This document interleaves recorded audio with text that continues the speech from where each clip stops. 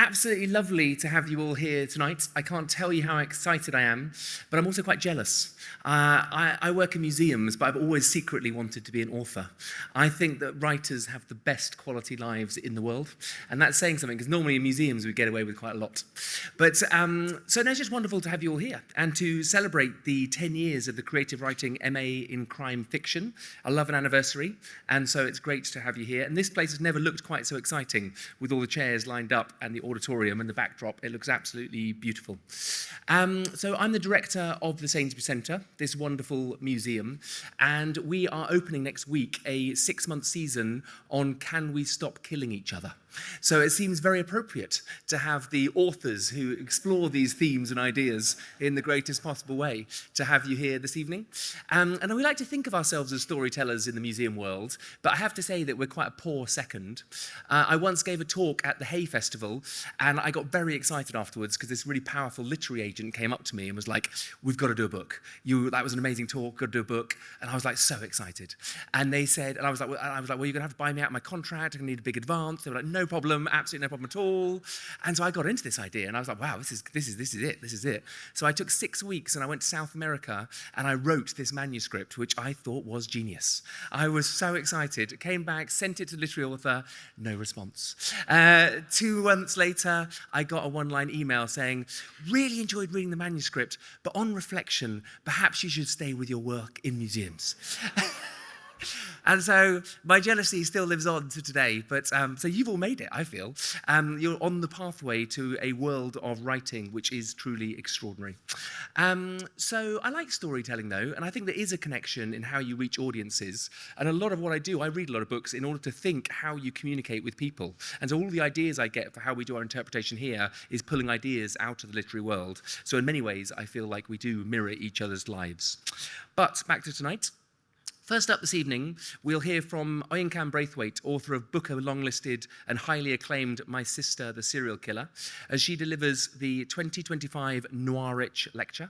I can't help but say Noirwich in a slightly weird Noirwich way, but I like Noirwich. Great title. Whoever came up with that was just genius. Oyinkan joins us ahead of the publication of her new novel, Cursed Daughters, which I'm delighted to say that we have advanced copies of here with our great bookseller, Waterstones, over there, so everyone get it. Look, being held up. That's great. And following this, we will have international bestseller Lee Child in conversation with Professor Henry Sutton to mark the release of Reacher, The Stories Behind the Stories, which was published yesterday and also available in Waterstones. And at this point, I'd like to express my immense gratitude to the staff of Transworld and Penguin Random House and for supporting and sponsoring this event, and also for commissioning the wonderful Lee Child Archive exhibition boards that you will see here this evening, which give just a fraction of the glimpse of the wonder of the archive that we have here at UEA. Because we're hugely privileged to have the Lee Child Archive in our British Archive for Contemporary Writing, and these beautifully designed exhibits give just a few glimpses of the origins of Jack Reacher and the treasure trove of material that is available to anyone by visit to Dr. Helen Busby, who is the archivist and custodian of the collection, who's also with us this evening, and I'm sure will be very happy to chat to you and inspire you to find a pathway into the archive that will reveal the treasure trove of the Reacher world. And then to round off this evening, we have Dr. Nathan Ashman, who will launch this year's crime fiction MA anthology, featuring extracts from the 19 brilliant crime novels completed by this year's 2025 graduates. So you'll get the chance to find out the great bestsellers of the future, and they'll be here this evening, and this is where you heard them first. And after all of the events this evening, please stay on to have your books signed and view the archive exhibits, have a drink, enjoy yourselves, and join the 10-year celebration. It's a real pleasure to have you all here, and I hope you enjoy the evening. So please join me in welcoming Associate Professor Tom Ben, who will introduce Oyinkan Braithwaite to the stage. Thank you so much.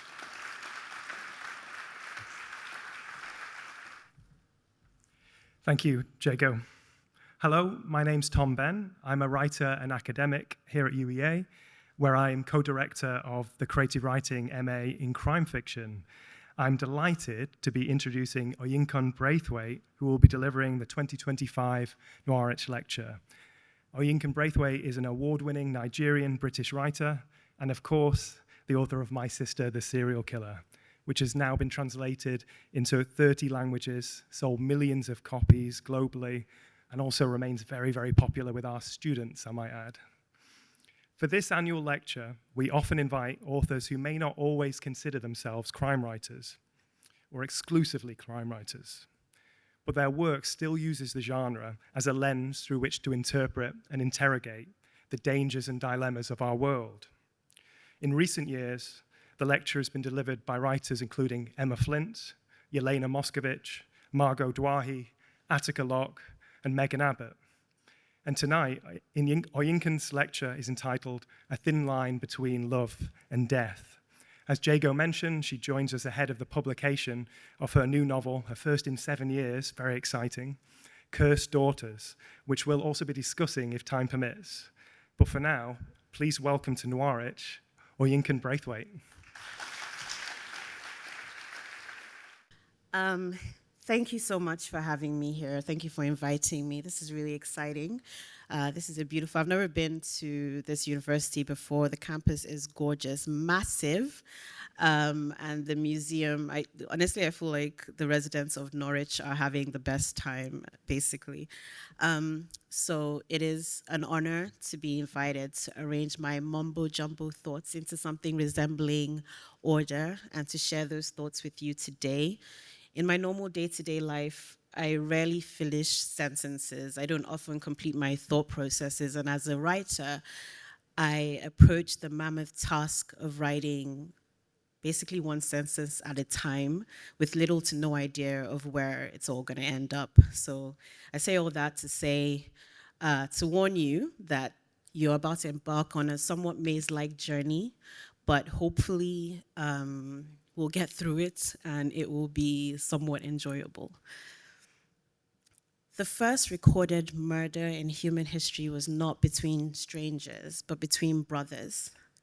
Now, there has been a recent archaeological discovery suggesting a murder that may predate that of Cain and Abel, but until those findings are fully understood, the biblical fratricide remains our first reference points and our first opportunity we have to examine motive. And how interesting that the first murder was between brothers. Especially since, if you believe the Bible's testimony, they were 2 of only 4 humans residing in Eden. Examining this account, at first I wondered if Cain had even really understood what death was. He had, after all, never encountered a human dying before. And homicide at least requires intent. But one can assume that he had at least witnessed the killing of animals for sacrifice and sustenance. We do not know how Cain killed Abel, but how does not interest me. What interests me is why. And as a writer, what I am most curious about are the series of events that occurred to turn 2 brothers into murderer and victim. I don't like to think in grand, sweeping terms. Instead, I prefer to taper my focus. Not why do people murder, but why did this specific character murder? And perhaps by understanding the actions of this individual, real or imagined, I inch closer to understanding humanity as a whole. After all, there's nothing new under the sun. So today, together, I would like us to focus on a few instances in literature and in life where an individual murdered someone they loved or cared about, and instances where loving passionately, obsessively led to a person's death, in the hope that we can figure out whether there is a link between love and death. So let us first examine what I have termed, for the purposes of this lecture, death by stranger. As children, we're all taught that strangers are dangerous. We're taught to be mindful. The daunting thing about stranger danger is the sheer unpredictability. You cannot anticipate the actions of an individual you have never met. And the seemingly random nature of death by stranger is tough to swallow because we all like to believe we have some measure of control over our lives. And then there's also the matter of motive. The motives of death by stranger are numerous: terrorism, robbery, social prejudice, war, poor mental health, psychopathy. Johnny Cash's narrator in Folsom Prison Blues chillingly admits he committed the murder just to watch him die. Brenda Spencer is a woman who went on a killing spree simply because it was a Monday. Hard to fathom. If there's no logical reason for an act of this sort, we label the murderer a psychopath. We can lock them away and move on. People like this are hurricanes, devastating when they happen, but they happen so infrequently. The truth is, stranger homicide is rare. According to the global study on homicide, at least 1 in 5 homicide victims were killed by an intimate partner or family member, while at least 1 in 10 victims were killed as a means of resolving a conflict or following a dispute between neighbors. These interpersonal conflicts accounted for 31% of the homicide pie. 24% of deaths were due to crime, 9% had a socio-political motive, and 36% were unaccounted for. Basically, we do not know what happened there. Where there is no history of violence, and in some cases, even when there is some history of violence, we do not look at our loved ones and think, this person is going to kill me someday. But statistically, one is more likely to be killed by a lover, a relative, a neighbor than by a stranger. And this somewhat terrifying conclusion is what crime writers obsess over, toying with motive and relationship, bringing us face to face with our greatest fears. And I think we can agree that there is nothing more unnatural than a mother killing her child. So let's look at 2 instances when this occurred. In Toni Morrison's novel Beloved, a pregnant Sethi kills one of her children and attempts to kill the rest in order to save them from a life of slavery. It is a harrowing scene and possibly one of the most desperate acts I have ever read. Still, one can understand what led her to take these steps. Ironically, this act is what wins her and the children who survive her frenzy their freedom. When she later recounts the sordid tale to Paul D., he responds by telling her her love is too thick. Her answer, love is or it ain't. Thin love ain't love at all. Sethi does not regret her action. She does not regret killing her child. For her, anything was better than a life of slavery. And I just learned that Beloved was inspired by a true story. A woman called Margaret Garner who, when she was hunted down by slaves, killed her small daughter with a knife. An act that Morrison framed as one of love. She clearly felt pulled to write about this decisive act. Far less honorably, perhaps, was the killing of Hildegard by her mother. In 1993, Hildegard Rodriguez Caballera was an activist and a prodigy. At age 11, she was giving conferences on feminism and female sexuality. Her mother, Aurora, was a eugenicist and had been very deliberate in the conception and rearing of her daughter. What Aurora had not accounted for was that Hildegard would seek personal and political independence from her mother, and so Aurora shot her 18-year-old daughter in her sleep. The motives of the mothers could not have been more different, but like Sethi, Aurora never expressed remorse over her actions. And what gave them the right to act in this way? How could they kill that which they loved? I had initially planned to begin this lecture with a quote from Othello. It seemed perfect for a talk titled A Thin Line Between Love and Death. I flipped to the scene of Desdemona's murder, intending to quote his justification, but as I reread the scene, I realized I had completely forgotten about Desdemona's anguish. I'll set the scene for you. Othello believes Desdemona, his wife, has been unfaithful, and he goes to the sleeping Desdemona intending to kill her. But she wakes, and he tells her to pray because she's about to meet her maker, toot sweet. As you can imagine, she's a little surprised. The man she loves wants to kill her, and then she learns it is for a sin she did not commit. She declares her innocence, but he will not believe her. She pleads. She begs to be banished rather than killed. Then she begs for one more day to live. But half an hour, she implores. Perhaps she had hoped that would be enough time to change his mind. Still, he presses on. He kills the woman he professed to love. Desdemona was not unfaithful, but Joe, in Toni Morrison's tale Jazz, was. Joe was having an affair with a young woman named Dorcas, and when Dorcas tired of him and spurned his affections, he shot her. The entire community knows Joe is responsible for Dorcas's death, and this is how his wife Violet learns of the affair. Violet turns up at the open casket funeral and slashes the face of the girl who, mind you, is dead. And then Violet becomes obsessed with finding out who Dorcas was, maybe in her own way, finding out the why. According to the life and death of Fair Rosamond, a tale first published in 1640, the dazzling beauty Rosamond is the much-loved concubine of King Henry II. But when he leaves her to quell a rebellion, she's forced to take poison by Henry's jealous wife. Much like Desdemona, Rosamond begs for mercy, but no mercy is given to her. The theme of infidelity and death is seductive to writers and filmmakers alike. Movies like Fatal Attraction and Unfaithful serve as cautionary tales to those reckless enough to embark on an affair. But fiction is often simply mirroring what occurs in real life. In 1994, the world tuned in to witness the O.J. Simpson trial. O.J. Simpson, a famous footballer, and his wife Nicole had divorced in 1992. 2 years later, Nicole and an acquaintance of hers would be found stabbed to death at Nicole's home. O.J. was eventually arrested and charged. The trial had the world in a chokehold, but what exactly had fascinated everyone so? The races of the defendant and the victim clearly played a part. O.J. was black, Nicole white, our very own Othello and Desdemona, and the complicated history between those two races can't be spoken about enough. But she was also a stunning woman, and the public loves nothing more than a beautiful, dead woman. In Paula Hawkins' best-selling novel, The Girl on the Train, a woman disappears and the protagonist seeks to put the missing pieces together. The first person she suspects is one of the victim's many lovers. There's a pattern worth noting here.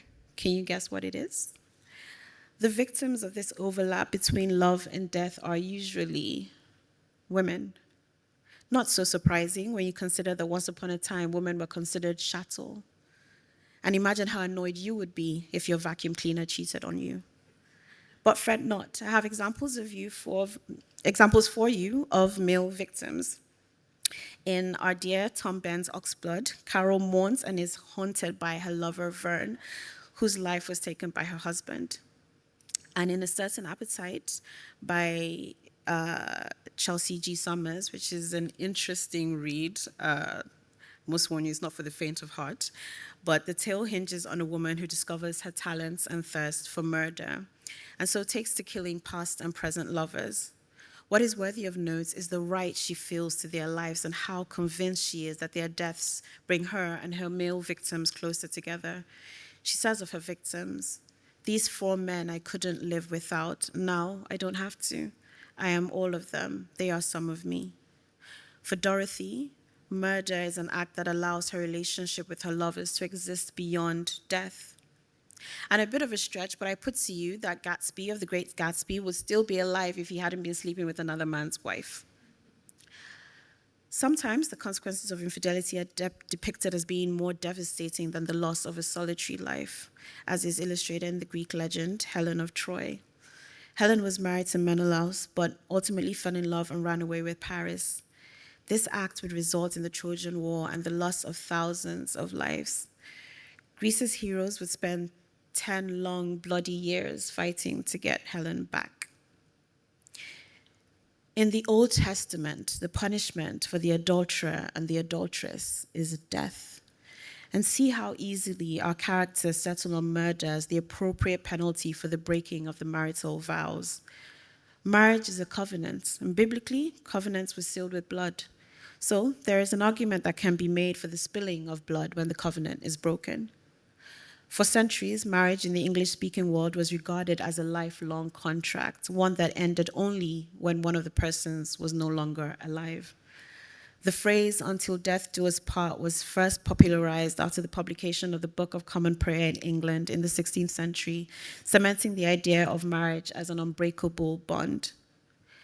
Divorce was not presented as an option for the English until the Catholic Church refused to allow King Henry VIII to remarry, and he went on to found the Church of England.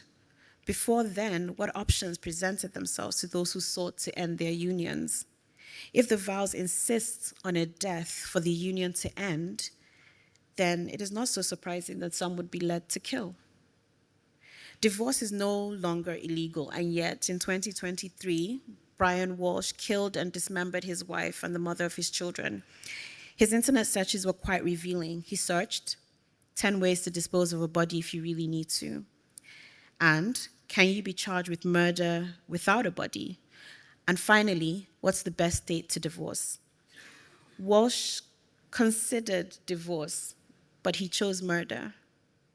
According to the femicide census, at least 40% of women are killed by a current or former partner, mostly once they'd left or were taking steps to leave.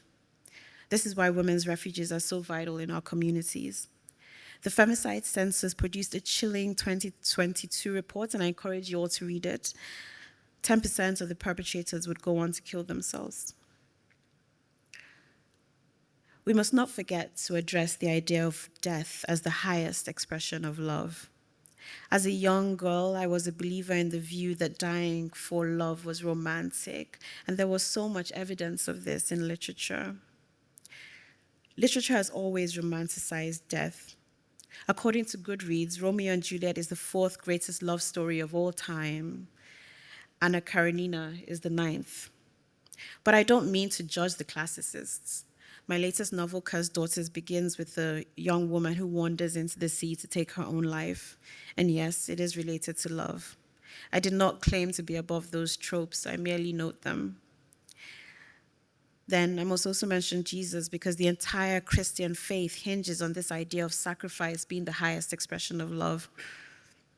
Love and death, death and love, apparently they are synonymous with one another. In 2018, I was in London, Bond Street to be exact. I sat in a fast food restaurant with my friend, catching up. When it was time to leave, I reached down to pick up my rucksack, but my hands met air. I looked behind me, I looked at my feet, no rucksack, but my brain was refusing to process what my heart was beginning to sense. There was no avoiding the fact that my rucksack had been stolen, along with my passport, new iPads for my parents, and new clothing for myself. It appeared someone had walked by my table and swiped the rucksack as they went. But what does my being a victim of theft have to do with love and murder? Almost nothing. But I tell this story because I still remember how violated I felt. I hadn't been touched or held at gunpoint. I didn't even know it was happening when it happened, but I felt such a massive sense of annoyance and pain that someone would think they had a right to what I had worked for, what I had bought with my own money. How dare they? And this is the thing that baffles me the most about the taking of life, the sheer audacity. But then again, perhaps familial and romantic relationships are by their very nature audacious. When it comes to strangers and acquaintances, we are forced to be polite, to observe certain norms. The consequences of breaching those norms are swift and unpleasant. But with a loved one, you push boundaries, tell secrets and break bread. You offend but expect forgiveness. You borrow money but do not repay. You expect fealty. Possessiveness and love go hand in hand. Children belonging to parents, wives belonging to husbands, oaths, vows, and covenants made and broken. There is an audaciousness that comes with thinking one has the right to the life of another. I can understand this somewhat as a wife, mother, sister, but I especially appreciate this as a writer. Writers are particularly audacious beings. To sit down and believe that we have something to say, to flock from interview to interview stating what we think and what we believe. As I stand at this podium, it is audacity that propels me to continue. Am I the most qualified person to stand here? No. But I am audacious. We all have a certain amount of audaciousness. Are we then all capable of destroying what we declare we love? Literature reflects the truth, but it can skew the truth as well. Based on all the literature I've read, I would have assumed that homicides accounted for approximately 10 to 15% of all deaths, when in truth, they only account for about 1 to 3%. I would have declared that the majority of homicide victims were women. Not so. According to the United Nations Global Study on Homicide, majority of homicide victims are men. Of the 458,000 deaths recorded in 2021, 81% of the victims were male, 19% were female. Based on my reading, I would have guessed that the majority of women killed were killed by a partner or someone close to them. This is true. 56% of female homicide victims were killed by an intimate partner or family member.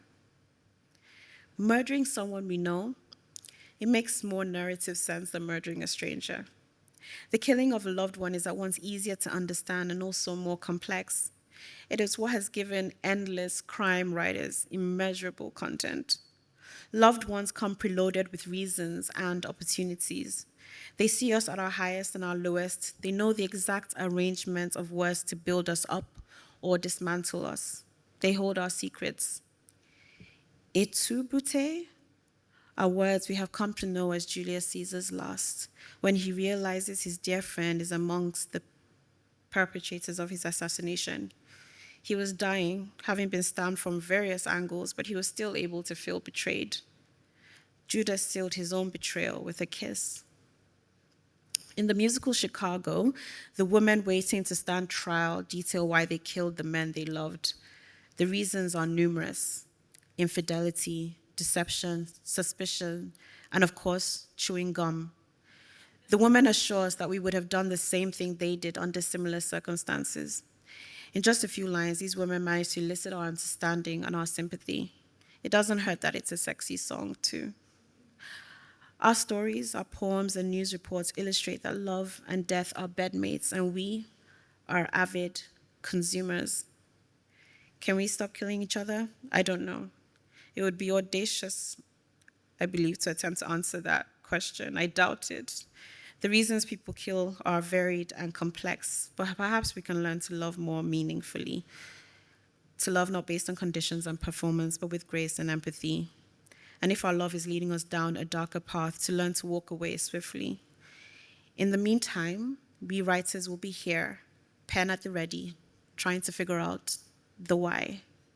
Thank you.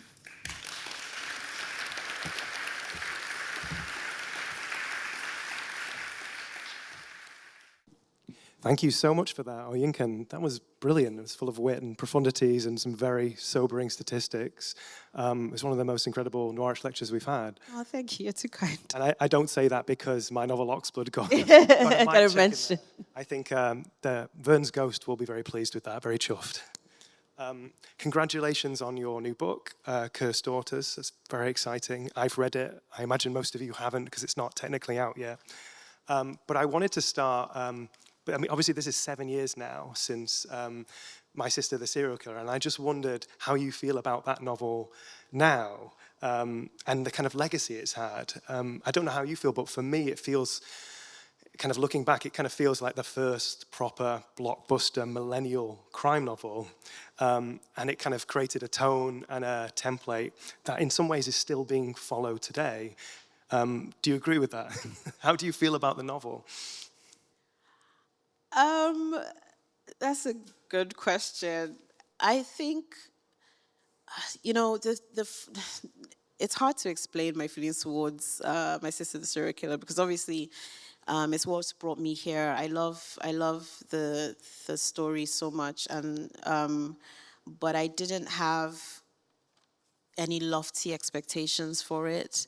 You know, I actually have said several times that I was writing the great novel and I was struggling, and I decided to take a break and write something for myself, something that was going to be light and quirky and fun.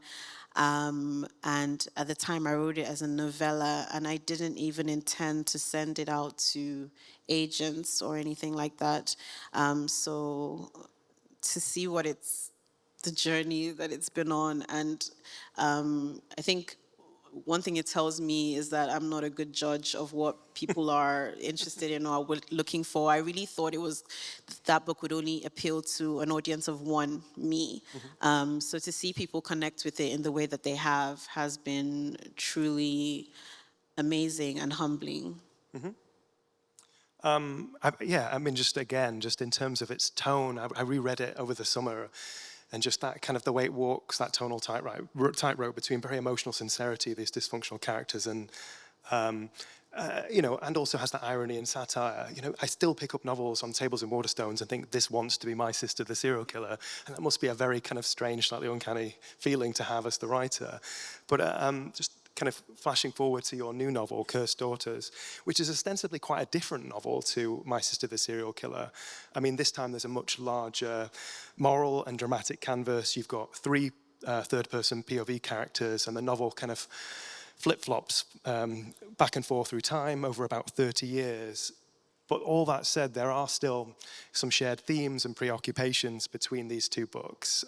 I thought this idea of what we owe our families and what our families owe us, and how defining and deadly that can be, sometimes those obligations, that seems to be one thread that carries through from My Sister the Serial Killer into Cursed Daughters. Would you agree? Yeah, definitely. I mean, so on the one hand, what I struggle with as a writer, at least as a writer in my unique, I guess, position, is people not understanding both books are fiction.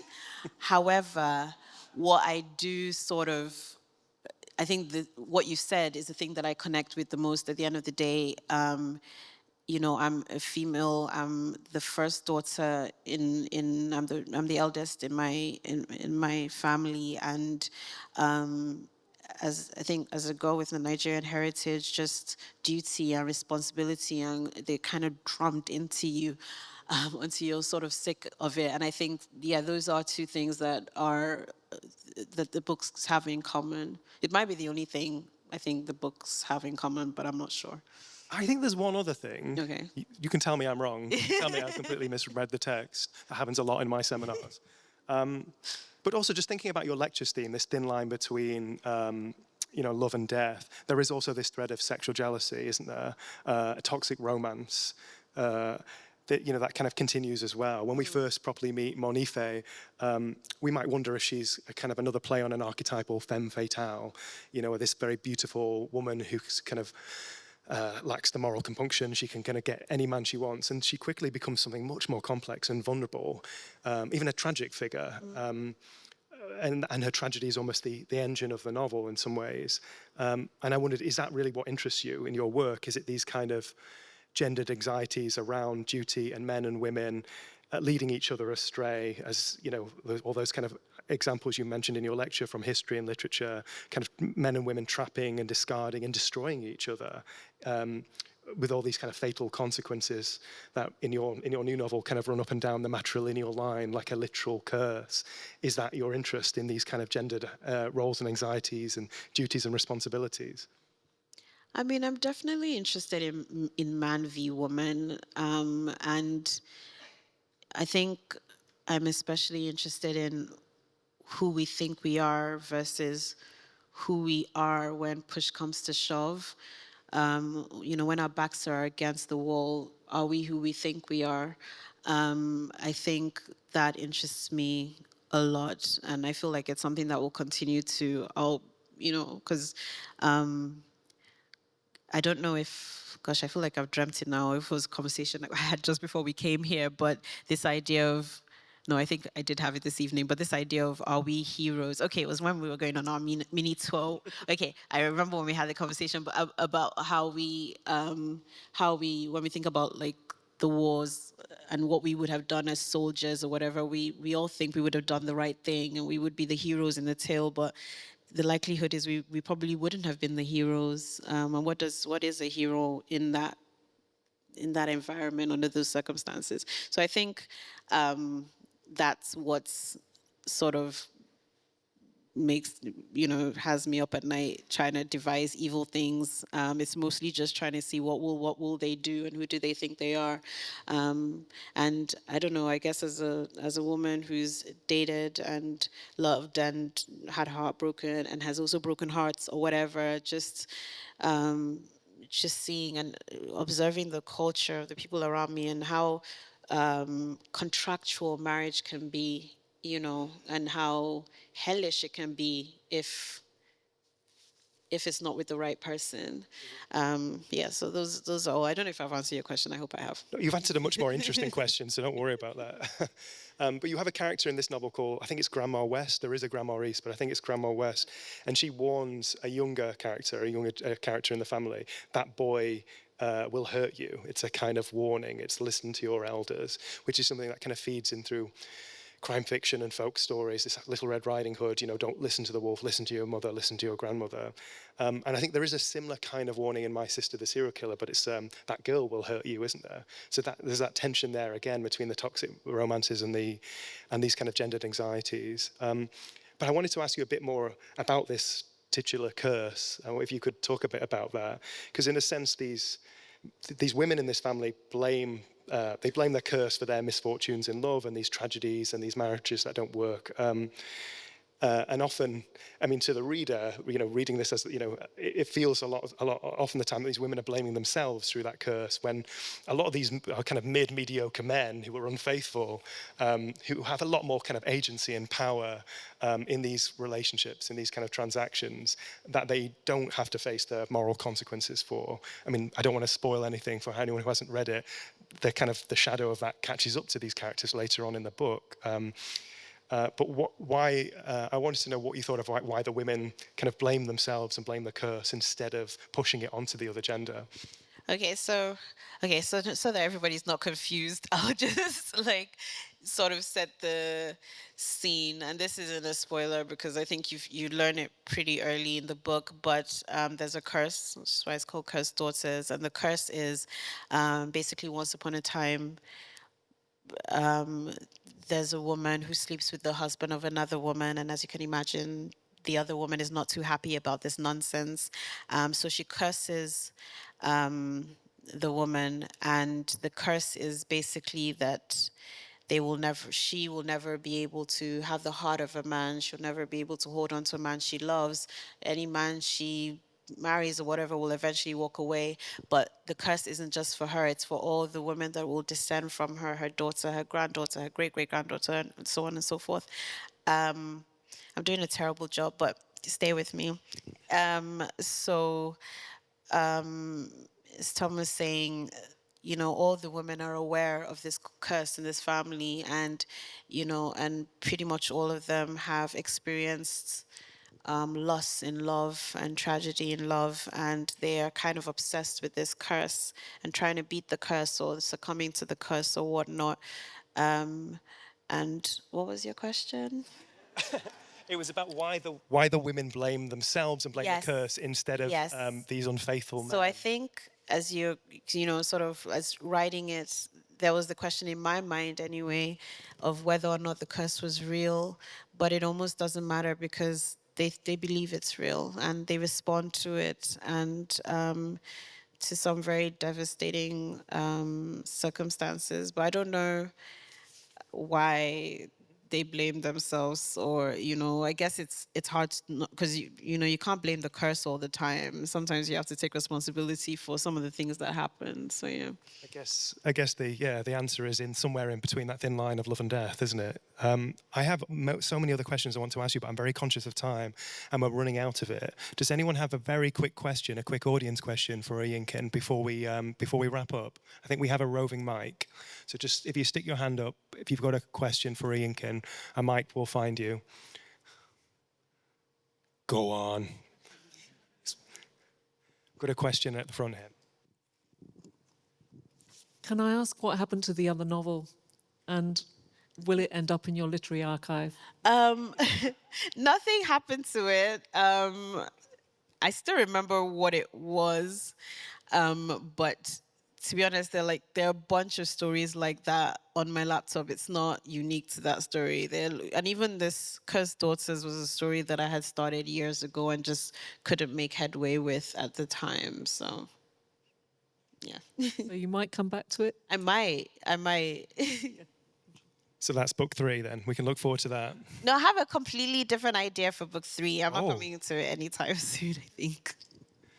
Okay, well, I think we're out of time. Thank you again so much for delivering the Noirwich lecture and for celebrating the release of Cursed Daughters with us. Yeah, a round of applause now. We'll do 2.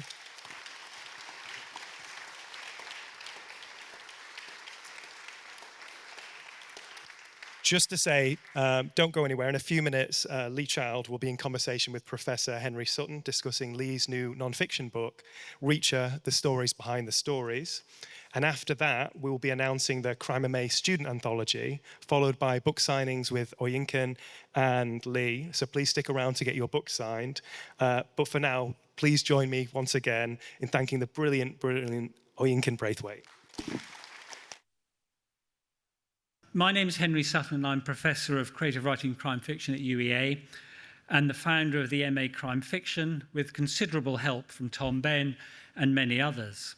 It gives me really great pleasure, great personal pleasure to be here on the 10th anniversary of this landmark MA, and it gives me even more pleasure to welcome a very special guest to help us celebrate it. Lee Child is, of course, synonymous with the modern crime thriller. The creator of Jack Reacher, Lee has been a #1 bestseller around the world for many, many years. Indeed, the novels, over 100 million of them, have sold in more than 110 territories in over 49 languages. Amazingly, here at UEA, as you've already heard, in the British Archive for Contemporary Writing, we don't just have the very first handwritten novel, which became Killing Floor, we have the full Lee Child archive, and which is also being added to continually. We had a visit there this afternoon, and there will be some more material in relation to digital material and other things that Lee comes across in his various moves from house to house and country to country. It's an incredible asset we have. This exceptional resource really has helped UEA to become, and I'm not joking, I'm not saying this in any form of misleading way or bragging, the world's leading institution for the creative and critical study of crime fiction. We're also here to celebrate Lee's new book, Reacher, The Stories Behind the Stories. This is, to borrow a phrase or two from the introduction, a plain and quotidian record of the who, why, what, where, and when, a career diary of the writing of Lee's 24 Reacher novels. So please join me in welcoming Lee Child back to UEA.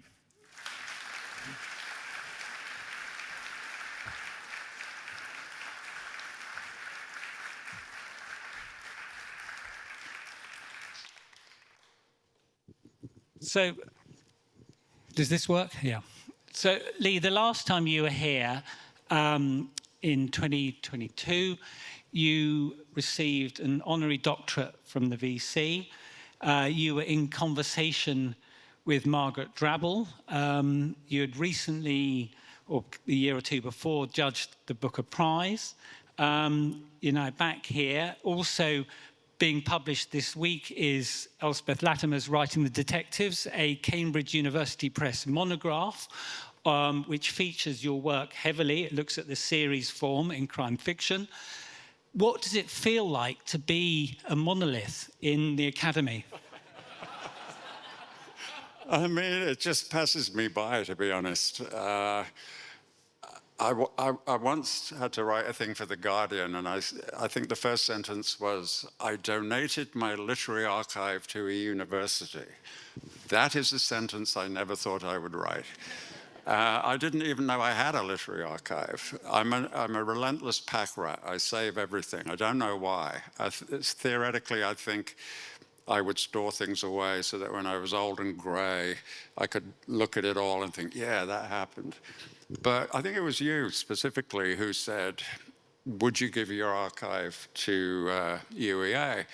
And first of all, like I said, I didn't really understand it as an archive. To me, it was just a bunch of boxes full of crap. And so I did. I said, sure. They were cluttering up my house. So I said, yeah, you can have them. And then the poor archivists here literally had to go through it. And it wasn't just book-related stuff. Everything was in there. There was stuff like, receipt for dental work, or birthday cards, or I bought a car and there would be the instruction manual for that or something. So I really pity the people that had to go through it and see all that stuff and dig out the allegedly valuable things amongst it, which, having seen it now, it's treated with such dignity and reverence that I think, yeah, that's pretty cool. And, because I forget a lot of things. And to see it all written down and letters to and from people and marketing plans and jacket designs and stuff, yeah, it's been a long and winding road. And I think it's been, I've had a great time. And if the archive helps other people out, that's great. I'm not sure how it could or would, but that's up to you, not me. But believe me, it really does. Many, many students have looked at your work very closely. And every time I go into the archive and have a look, and it's most beautifully laid out by Helen Busby today, and I know the Year 2 Crime MA students are going to the archive tomorrow, and they're in for a real treat. What staggers me is the amount of material, the amount of work, and I'm just talking at the moment about the drafts, one after the other, and particularly with your first novel, Killing Floor. You know, and even you said today you can't quite believe how much energy you must have had. I mean, what does it make you feel, you know, when you see that amount of work? Well, I mean, it was a phase of my life where I'd lost my job. I was out of work, and I was 40 years old out of work, which is not a great age to be out of work. And so my initial question to myself was, can I retire? Because my lifelong ambition has been to do absolutely nothing. But at the age of 40, I couldn't quite retire. But I was obsessed with retiring, because I remember when I started primary school, I was starting primary school wrestling with reading and writing and arithmetic and all that stuff. And my granddad was retiring at that time. And I didn't know what the word meant. And I remember saying to my mother, what does that mean? He's retiring. And she said, well, he's not going to go to work anymore. He's just going to stay home and do nothing. And I thought, damn, that sounds pretty good. So I was 5 at that time, and I remember it's been a lifelong quest, basically, since I was 5 to be retired. But so I couldn't retire at the age of 40. I had to do something else. And it was one of those, my options were severely limited because I'd been working for ITV, for commercial television, Granada in Manchester, as was. And I was hyper-skilled at doing the job that I had just been fired from.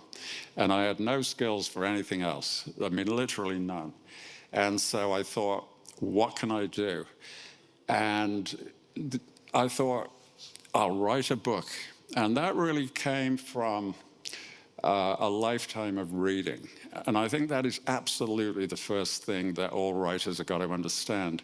And Oyinkan's lecture, which I loved, by the way, great lecture for content, but along the way, it was completely clear. Here is a woman who has read all her life, read everything, varied stuff, and that is the only way to be a writer, is to have read.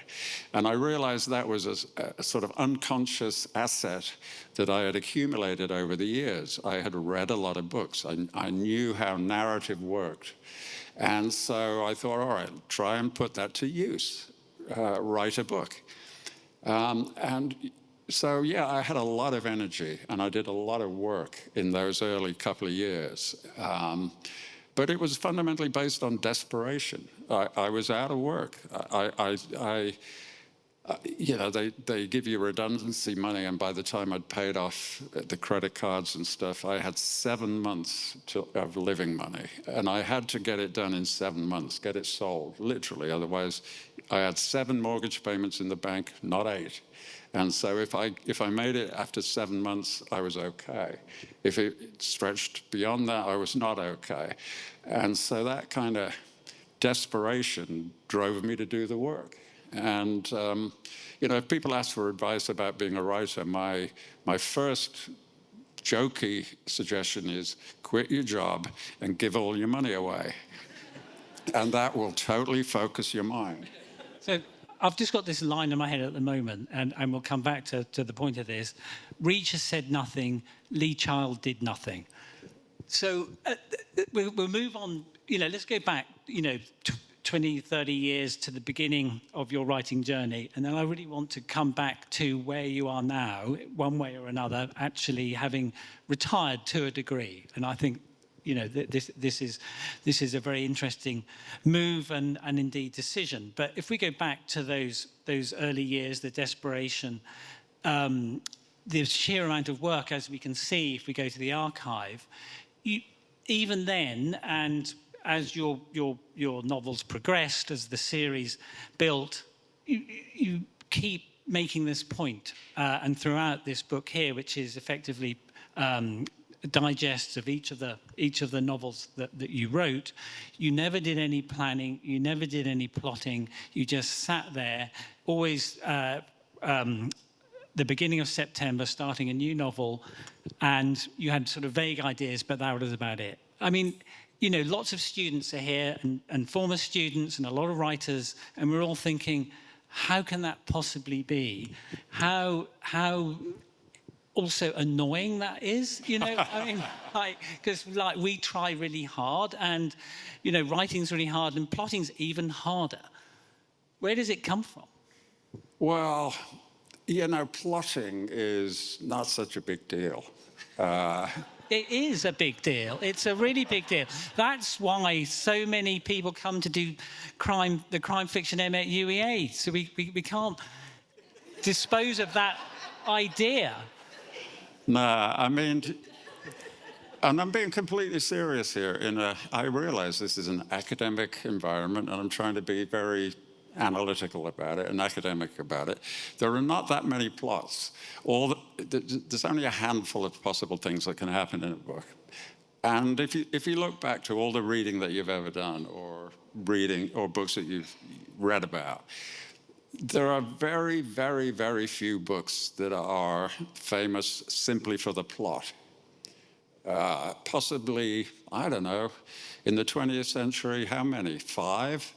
Where there was a truly ingenious plot that carries the weight of the book. Apart from that, it's not about plot, it's about character, it's about people.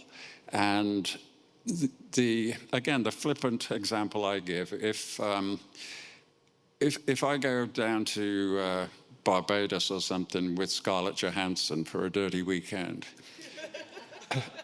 Which often happens. And I get back and my friends say, my friends are not going to ask me, what car did you rent? They're simply not going to ask that. And a plot is a rental car in which the characters travel. What my friends are going to ask me is, what was she like? In other words, they're interested in the people. And they're not the plot is really totally secondary, in my opinion. So, and the other point about it is, I mean, it is slightly deceptive to say I have no outline, because I've got a sort of generic outline in my head that is based on, at that point, I was 40 years old when I wrote Killing Floors, so I taught myself to read when I was 3, because my elder brother had started primary school, and I was insanely jealous that he could do stuff that I couldn't do. And my elder brother was a pretty smart guy, as a matter of fact. He became a nuclear scientist. And he was fine, he was very smart. But my mother was typical of the aspirational class in the 1950s. She was very anxious that we got an education and that we understood things. And so even though my brother definitely did understand things, every afternoon she would go over his lessons to make sure that he was getting it. And I would kind of eavesdrop from a polite distance across the room and pick up how to do things. And I learned to read by kind of eavesdropping, and I learned to write by eavesdropping. I made several sort of false assumptions along the way. Like for many years, a capital letter E, which, as you know, has 1 vertical and 3 horizontal lines. I understood that it had to be a vertical. I understood there was a top line and a bottom line. But I thought it was entirely discretionary how many lines you had in the middle. And so my capital letter E's looked like a millipede sliced in half lengthwise. So it was a sort of meandering path to education for me. But I was living a really boring life. I was born in Coventry, and so when I was 3, I was still in Coventry, post-war Coventry. The most exciting thing that we did ever was, well, we did 2, on a Saturday, there was a ritual. We had rats living underneath our house. And so on a Saturday morning, my dad would take a broomstick and poke them through the air bricks, so the rats would come running out. And the boys, us boys, would have to whack the rats with a cricket bat or something. And for every rat we whacked, we got a halfpenny. And then we would go down to the sweet shop, where a halfpenny, you know, I could make 4 or 5 pence on a Saturday morning that way. And old pennies these were. And you could get a decent amount of sweets for that. So that was the first part of Saturday. And then the second part, we would stop by Coventry Cathedral to look at the ruins of the old one and the new one being built. That was the highlight of life in Coventry back then.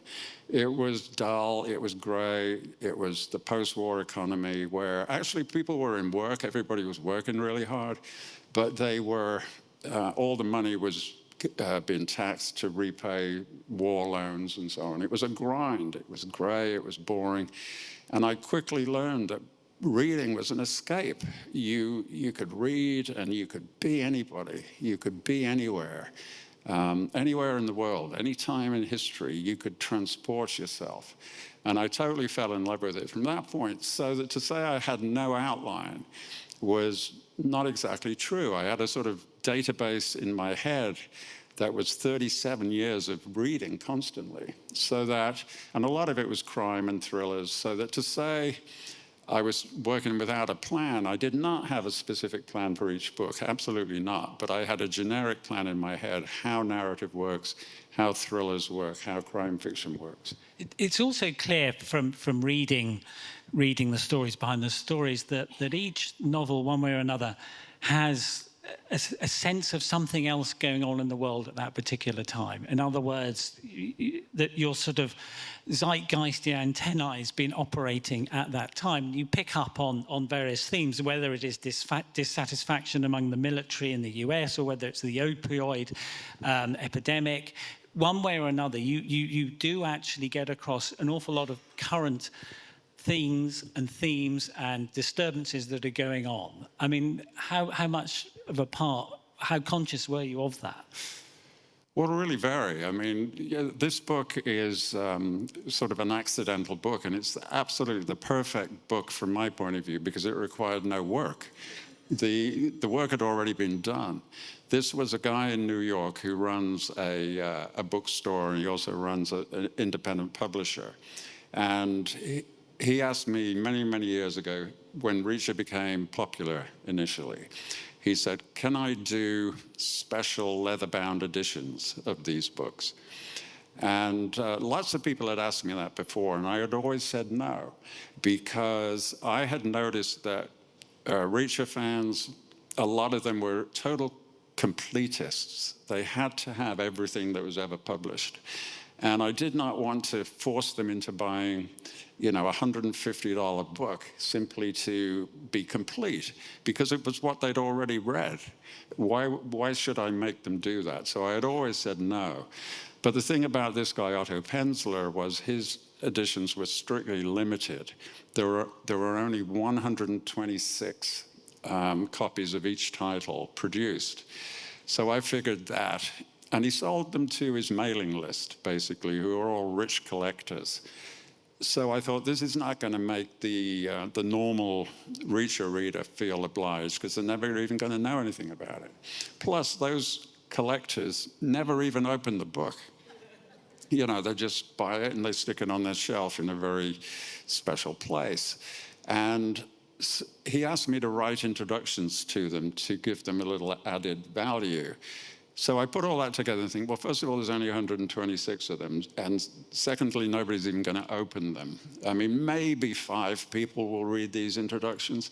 So I thought, I wrote them with wild abandon. I thought they were completely secret and private. And I also felt completely unequal to providing any kind of literary insight into my own work, because doing it with no plan and no theory and no intention or no overarching ideology about them, there was nothing to explain. I mean, here's the story, read it, that's all you need to do. So I thought what I'll do is I'll just do what I'm actually quite fascinated about, I wish other authors would do. Just tell me where you were, where were you living, what was your house like, what were you thinking, what was on your mind that year. And so that's what they are. They're like diaries of the year that I was writing the book. And all writers are intensely interested in what's going on around them. You know, their own community, their family, and so on, obviously, but the world as a whole. You know, there are really interesting things going on. And so, yeah, it shows up. Things that were on my mind in any particular year are there. Things that bothered me, things that made me happy, things that made me sad, that, you know, they're all in there. Because in some way, obviously, that will reflect in the book you're writing that year. Although for me, retrospectively, I realize it's inverted. If I was happy, Reacher is very grumpy. If I was unhappy, Reacher is sweetness and light. I don't know why that is. Because you have the line in here which says, you know, talking about writers and writing and your advice to fledgling writers, you know, you've never held a lot of truck with write what you know, write from your experience, but actually write from what you feel. And that really struck. Yeah, I think that's really, really essential. What I loved about Oyinkan's Q&A afterward, actually, was something she said where my sister, the serial killer, she said she put aside a bigger project and just wrote what she wanted to write. And she imagined it would have an audience of one, i.e. herself. And that is exactly the way to write a book. That is the only way to write a book. It has got to be a vivid, organic product with a beating heart of its own. And the only way to do that is to please yourself 100%. Then it will be alive. And so I can't remember what the question was, but I think that... Well, it's about, you know, writing from what you feel. Oh, yeah. I mean, nobody knows enough to write a crime fiction or thriller fiction from real life. I mean, nobody knows enough. And cops try to do it. You know, cops will write crime fiction. And they very quickly learn that their real life experience doesn't work, because most crime is so sordid and banal that it doesn't make a good story. And certainly there was me, a television director. What do I know about anything that's interesting enough? Nothing. But what you do know is what you feel. And I think the art of writing is to extrapolate from what you're feeling into larger situations. That everybody here who's a parent, I'm sure, has had the experience. You're in the shopping mall and it's all busy and crowded, and you look down and your kid is missing. Your kid is not there, and you experience a horrible jolt of sheer panic and terror for a second, and then you look the other way. Oh, there he is. He's over there, looking in the shop window, and so it's not a problem. But if you can remember the intensity of that panic that you feel, then you can use that to construct a book. You know, it's not 1 second with the kid in 5 feet from where you think he was. You extrapolate it. He's missing. He's gone for a day. He's gone for a week. Maybe gone forever. How does that make you feel? And so, yeah, write what you feel. Don't write what you know. What also struck me about this, the stories behind the stories, this extraordinary account of your career is how the first few books you were sort of writing in a way into an unknown readership, an unknown audience, and you had the time, and then quite quickly, well, I say quickly, around about books 6, 7, 8, the publicity bandwagon really kicked off, and you were going on world tours. You were suddenly super busy. Obviously, you had a better idea about your audience, your audiences around the world. But what was the difference like in relation to, you know, when you were writing with, was it less pressure with not having an understanding of who might be reading this, and then suddenly this juggernaut took off? Well, I think go back to what I said about you've got to write to suit yourself. You've read all your life, you know what you like, you know what you don't like, you know what you miss in certain books, you know, you read a book and you wish the author had done just a little bit differently. You get the chance to do that yourself. And so you can do a book that is, you know, 100% what you want. And again, I think that's the only real way to do it. I mean, I'm deeply grateful to the audience, obviously, but the audience very quickly becomes too large to consider as individuals that need to be satisfied. And I think every author in the world gets to this point, because think about it. You know, first of all, you have 2 readers, and then you have 20 readers, and then you have 200 readers, and then maybe 2,000 readers. And virtually every book has a readership of a couple of thousand. But that's too many to look at as individuals. If I had an audience of 2,000 readers, and I wanted to take each one of them out to dinner to say thank you, if I did that 7 nights a week, it would take me more than 5 years. So even 2,000 is too big a number to contemplate as needing to satisfy this person and this person and this one. You just keep on writing for yourself.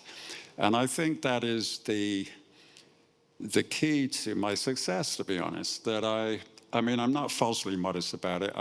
I can write very well. But apart from that, that is my only talent. Apart from that, I'm a completely normal person. So the things that are on my mind are on a lot of other people's minds as well.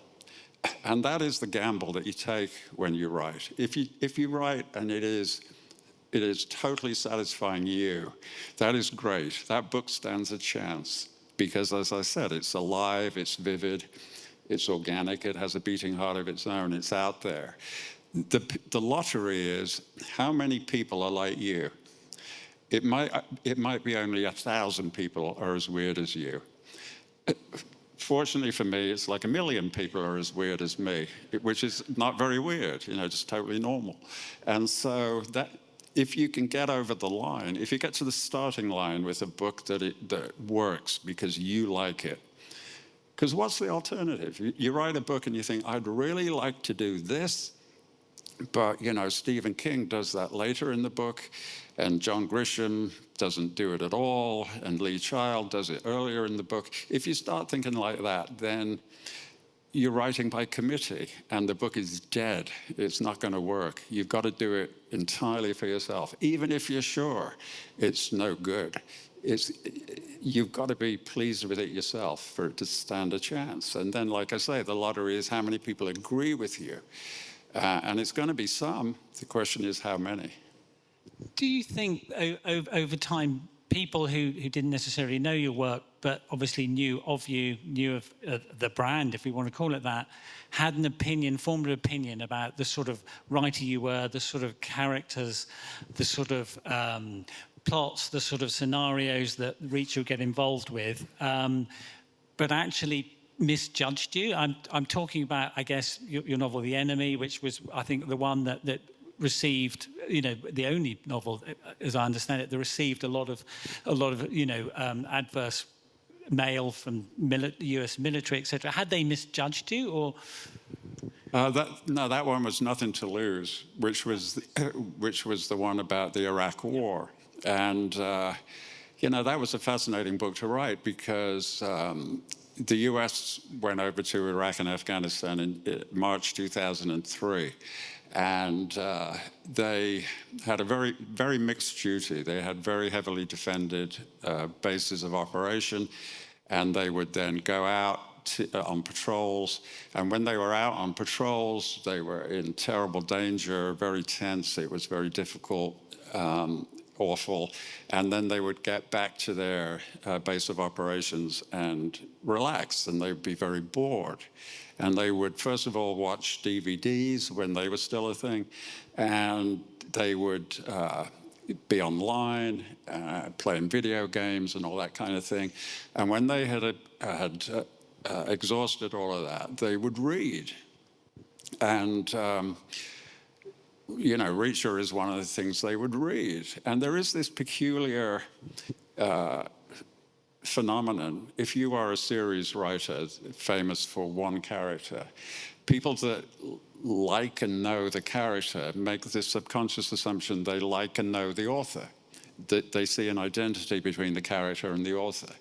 So these soldiers in the Middle East would email me because they had this sort of illusory intimacy with the author. They would email me, and for a long, long time, months and months and months, it was just sort of trash talking. You know, I would get emails from Delta Force guys saying, we could kick Reacher's ass. And I would write back and say, no, you couldn't. He could kick your ass with one hand behind his back and his head in a bag. And it would, you know, it would go on like that sort of, you know, low-key kind of trash-talking thing. And then there was a huge hinge after 2 or 3 years where suddenly they became very, very personal and honest about themselves. And I found it fascinating because by coincidence at the same time I was involved in a thing at the Imperial War Museum in London, which was analysis of letters home from World War I soldiers. And I was given access because we had donated my grandfather's World War I letters. And a whole bunch of themes very quickly emerged. First of all, in passing, how educated they were. Even the enlisted people, the enlisted men were asking, you know, they would ask for socks and this and that, but they would also ask for books. And the books they were asking for, you know, Greek, Latin, all kinds of classics, super educated, public education. This was the second generation after the 1872 compulsory education thing. And so that was the first thing I noticed, what good readers they were. But then it morphed into the fear that they were feeling. And there was this phenomenon where, I mean, clearly these guys were miserable and terrified, but they would never admit it, especially not to their mothers, and especially not to their younger brothers. It was just not possible to do that. And I was feeling the same thing coming in from Iraq and Afghanistan. They thought they knew me because they liked Reacher, but actually, of course, they knew they didn't know me, so I was just this cipher, essentially. I became a vessel for them to pour out their fears and their anger. And dozens and dozens of emails with real heart-rending, emotional stuff in them. And one of them was from an infantry company commander in Afghanistan who sent me an email expressing his disgust at the way the war was being managed by the civilian leadership in the White House, and how bad it was for them, and he came out with this real diatribe about duty is a two-way street. We have a duty, but so do the politicians. They have a duty towards us, and they are falling down on the job.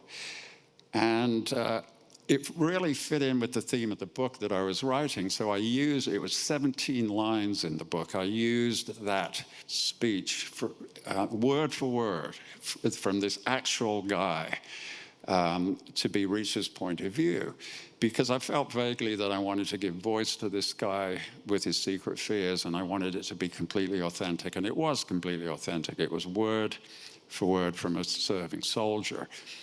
But the right wing in America hated it because they thought this was the pinko commie limey who was criticizing their war effort. And they turned against that book in big ways. Random House US is the only one of my publishers worldwide that does not pre-screen the mail coming in. They just send it in. They send it on, unopened. And it was a horrible phase. I mean, I was getting dozens, hundreds of angry letters from rednecks everywhere, excoriating me for this 17-line speech. And a lot of them had the page torn out from the book, either shredded, sometimes used as toilet paper, stuffed in the envelope, mailed to me. And I thought, you know, I never told him, I never told anybody that this was a genuine infantry officer. These are his words. I never said that. I just thought, what a bunch of hypocrites you are. You know, you pretend to support our troops. Here is an unvarnished, authentic view from one of those troops, and you want to ridicule it. So that was, you know, it was an upsetting couple of years at that time, except that it didn't really count for anything. You know, there was allegedly this boycott. They were never going to buy my books again. Of course they bought them again. You know, the sales went up and up and up. They still buy them. So fuck them, that's what I say. Yeah.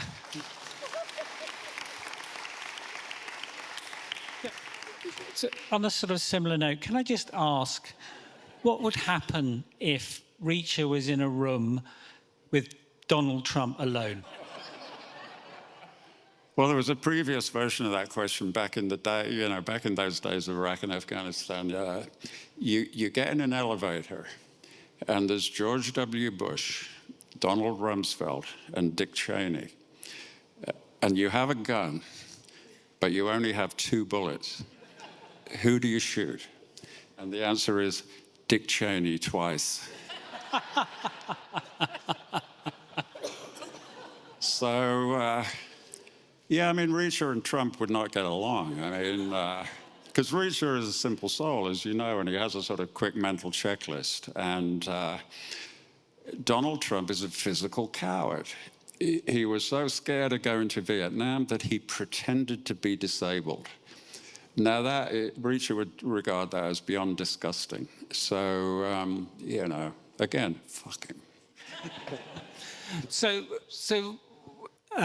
as this makes clear, as I think we know, you wrote 24 Jack Reacher novels, and effectively you've handed the mantle on to your brother Andrew, and 6 novels have come out, Andrew, with some of your guidance.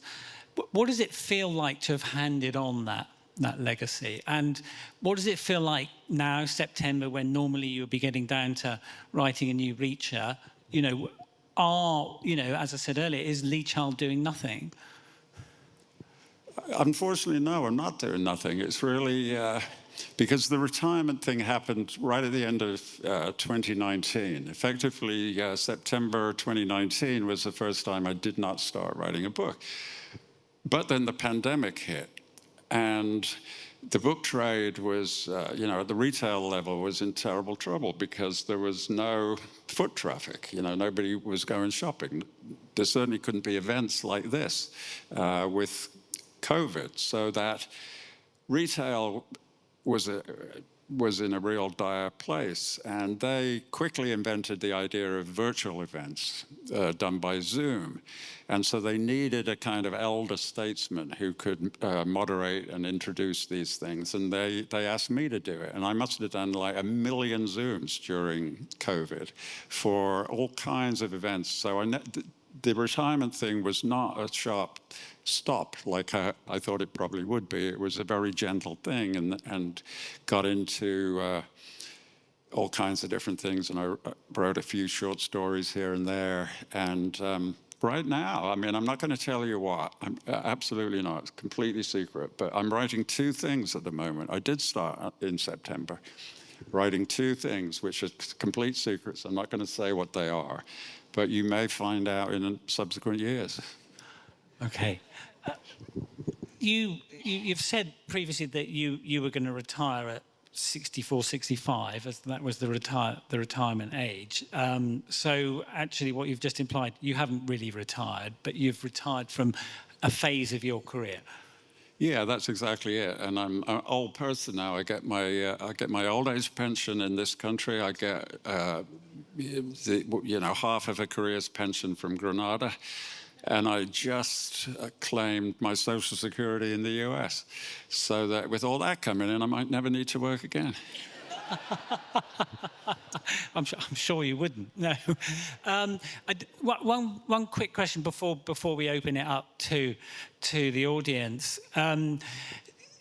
In Blue Moon, the last novel you wrote on your own, you talk about the writing of that, and you talk about, clearly you're beginning to question, I guess, how much more you want to keep going, and you never want to let the readers down by thinking you would not commit to writing, the best possible novel you could, and if you felt it wasn't quite up to scratch, you really would quit.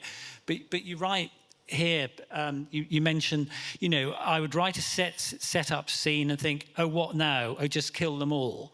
And I guess my question is there something in you, something in Reach, you just thought, you know what, maybe I've just had enough of death, had enough of killing people, fictionally? I don't think you can ever have enough of killing people. One of the appeals of Reacher is that, and they're books, and so they are consumed by readers, and readers as a whole are the most thoughtful and the most educated and the nicest people amongst the population. I mean, that's what readers are. And yet, here you all are, lovely people, civilized people, educated, social, and yet I guarantee every one of you has a list of 10 people you would cheerfully shoot in the head. Let's see what they have to say about that. I did an event one time in New York, and in Henry's role was Bill Clinton. And I said that same thing. Everybody has a list of 10 people. And he said, mine's a lot longer than that. And so I think that, it gets back to what is the purpose of fiction? The purpose, I think, is to give us what we do not get in real life. And that is very observable in certain genres, like romance. I once lived in New York on 22nd Street on a particular block where there were 2 model agencies at the end of the block. So literally every time I got on the subway outside my apartment building, I would be sitting opposite some stunning 20-year-old from Ukraine or something. And I obviously never once talked to her. I never once asked her to dinner or flying down to Barbados for a dirty weekend. Never happened. Of course it didn't. But in a romance book, of course it does. We get what we don't get in the book. And I think it's the same thing with crime, with emotion, that you know what it's like. If your car gets nicked, you are never going to see it again. If your house gets burgled, you're never going to see your stuff again. The police aren't even going to come. And so we all live with this buzz of frustration, low-level anger, annoyance, irritation, no closure. That is real life. So we turn to crime fiction. And of course you're going to get your car back. In the last chapter, you get it back. Of course the burglars are going to be caught. And people love that as a consolation. It is an antidote to real life. They're getting what they don't get in real life: closure, satisfaction. And part of that is, if it's a Reacher book, they catch the burglars and Reacher shoots them in the head. Which, even though people are super civilized and they know they shouldn't, and of course nobody is advocating that this is what we really should do, nobody takes them as a textbook for how we should live, but some part of their brain loves it when the bad guy gets the punishment. And so, that's what it's all about, giving people what they don't get in real life, which comes down to giving me what I don't get in my real life. And I do find, did I get tired of killing people? No, but I did get,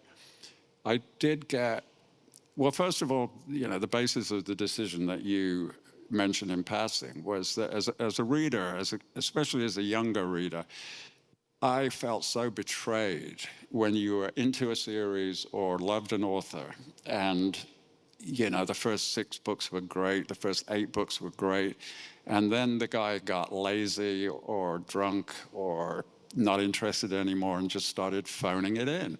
And there are a lot of examples like that. You know, Alistair MacLean, for instance, who I loved as a kid. I loved Alistair MacLean. And you would definitely say probably his first 8 books were sensationally good. And then he got bone idle and he went to Switzerland to be a tax exile and became a drunk, and the rest of his books were terrible. A writer from Boston called Robert B. Parker, the Spencer novels. Again, the first, I think, 4, or maybe you could stretch it to the first 6, were exceptional, groundbreaking crime fiction. And then he got lazy. And I, as a reader, I took that as a betrayal. I hated it. So I made myself the promise when I started writing that if I ever suspected I was running out of gas, I would never phone it in. I would try and detect the moment and then stop, because I did not want to give readers the same experience that I had hated as a kid. You know, I didn't want to let them down. And I did. With Blue Moon, it takes me between 80 and 90 days to write a book. And I remember there were 2 days when I thought, I don't want to be doing this. And I took that as a bad sign. And so possibly it was hypervigilant, possibly it was a bit premature, but I thought, you know, the deal is I will not phone it in, I will not produce a substandard product, so I better quit. And then I thought, you know, people loved Reacher so much by that point, it would be upsetting for the reader. So I made my brother carry it on.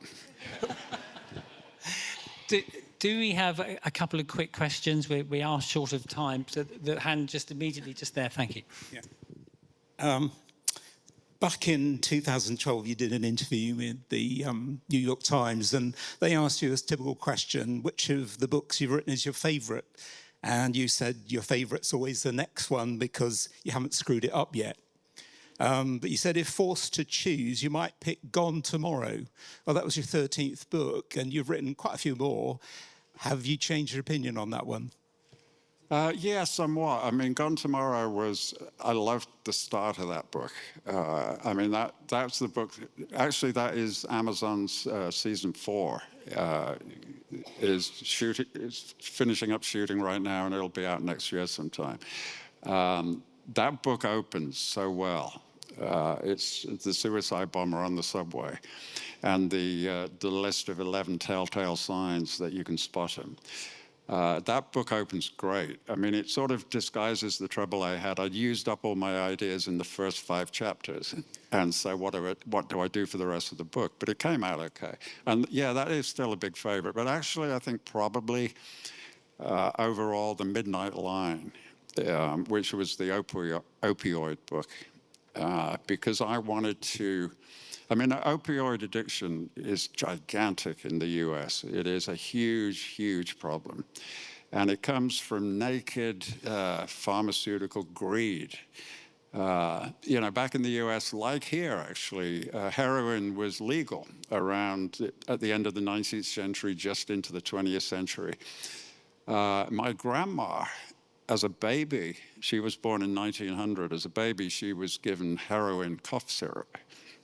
But then very quickly in the first decade of the 20th century, it was outlawed everywhere, basically, because it was so addictive. But the pharmaceutical companies never forgot those profits, and it took them decades, but they invented synthetic heroin that could be marketed under a different name and called a painkiller that would still allow them to access those profits, but in a more legitimate way. And it has produced devastation in the US. I mean, the US is really bad for gun violence, as we know. Around about 30 or 40,000 people are killed by guns every year in the US, but 100,000 are dying from opioid overdoses. So it was really on my mind, and I wanted to write about it. But I wanted to write about it from the point of view of the addict, because I'm an addict. I'm addicted to all kinds of things. And I understand the mentality of how difficult it is to break an addiction. And addicts were getting no sympathy at all in fiction about opioids. They were just ciphers. It was all about the dealers and the pharma people. So I wanted to write from the point of view of the addict. And I also wanted to ask the fundamental question, why is it that people have such hard lives that an opioid high is the best feeling they will ever have?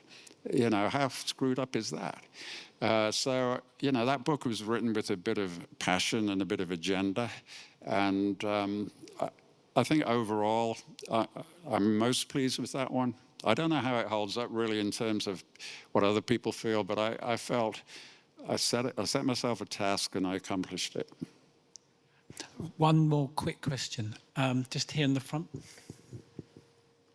Hello.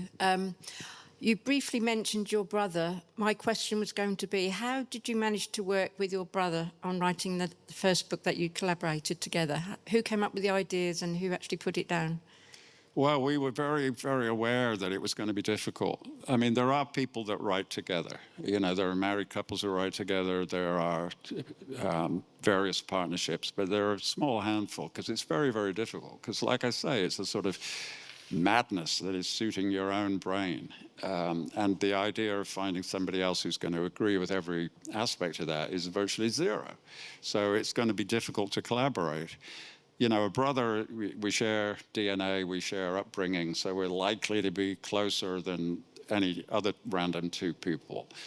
But he's an obstinate boy and he's very stubborn and he won't listen. And but the point about him doing the Reacher books is it wasn't a question of sitting him down and saying, okay, there's this guy called Reacher. He had been involved since day zero because I wrote that first book, and you can see it in the archive in pencil. And I really had no idea whether it was any good. You know, I liked it, but I didn't know what anybody else would think of it. So I sent it to him in pencil manuscript because he was the only person I knew really who was as into thrillers as I was in the same way that I was. So I wanted his opinion. So he was really involved since day zero. And we didn't really, I mean, the collaboration, again, the pandemic got in the way and we were trying to be all responsible about it. And so we didn't get together physically to do it. We did it remotely on email. And so there wasn't really much collaborative writing word for word. What we did in that first book was to talk a lot and set out various things. And there was one thing I wanted to do, which was to drag Reacher a little bit into the 21st century in terms of his technology skills. Because, you know, Reacher is a Luddite. He hates all that stuff. He sees no point whatsoever in a cell phone or whatever. And that is appealing, I think, in a lot of ways. I think that that is a sort of counterculture thing that readers find appealing. And I think in general, readers find it appealing if the hero is slightly behind them in understanding technology, because then the reader doesn't feel inadequate. They're able to sort of be a little patronizing about the character. And so I was happy enough that Reacher was a bit non-tech. But it was getting grotesque. You know, the world was at a certain place where Reacher's approach was ridiculous. So we had a big discussion at the beginning, and I said, here's one thing I want you to do, which is to drag Reacher a little bit forward in terms of his relationship to technology. And so that was his specific task, and he did that. And then he had one thing, which is, like I said, he's been involved since day zero. He's read every book as it comes out. And he said, what I want to do is go back to the earlier books where Reacher talked more. Because without really realizing it, I had gotten to the point where Reacher says virtually nothing ever. You know, a three-word answer is long for Reacher. And as we know, the most famous phrase in all the books is Reacher said nothing. And if you know, 3 words was a long reply. If I went to 3 lines, that was practically like a filibuster. And so Andrew said, I want to take it back to where he spoke with humor, you know, in whole paragraphs. He used sarcasm as a weapon. He used words as a weapon as well as physical stuff. So those were the twin poles of that first book. Bring him up to date technologically a little bit and make him restore his verbal abilities so that he talked more than the occasional grunt. And so that's what Andrew did, and I think he managed that very well in that first book, The Sentinel. And, you know, I've been happy with how it's been going since.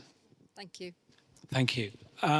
We're now out of time, so just quickly, I'd like to thank Hannah Tuff from UEA Public Engagement and Events, Jago Cooper and all at the Sainsbury Centre for facilitating this evening. Also, and as ever, Justine Mann and Georgette Ward from the Development Office. And of course, Lee Child, thank you so much for coming back to UEA. You are such a part of this institution now, and we very much hope you will, in your long retirement, keep coming back. You're always very, very welcome here. Thank you, Lee, for being here this evening. Thank you, Henry. Thanks, everybody.